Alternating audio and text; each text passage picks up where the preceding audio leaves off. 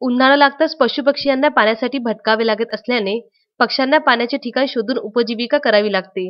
ह्या पक्ष्यांना इतरत्र भटकावे लागू नये म्हणून हिंगणघाट तालुक्यातील अल्लीपूर येथील पक्षीप्रेमी ग्रामपंचायत कर्मचारी केशव गायधने यांनी उन्हाळी लागताच पशुपक्ष्यांना पाण्यासाठी प्लास्टिकच्या डबक्या कापून झाडाला अडकवून त्यामध्ये पक्षी पाणी पिऊ शकेल अशा पद्धतीने तयार करून झाडाला अडकवून पक्ष्याचे पिण्याच्या पाण्याची व्यवस्था केली आहे.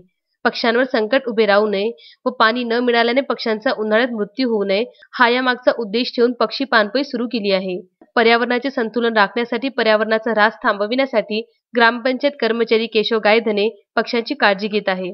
रोज सकाळी, दुपारी, संध्याकाळी नियमित पक्ष्यांकरिता पाणी भरत असतो. या उपक्रमाबाबत अनेकांनी अभिनंदन केले आहे. इतरही नागरिकांकडून पक्ष्यांकरिता थांबे व अन्न उपलब्ध करून देण्याची अपेक्षा गायधने यांनी व्यक्त केली आहे.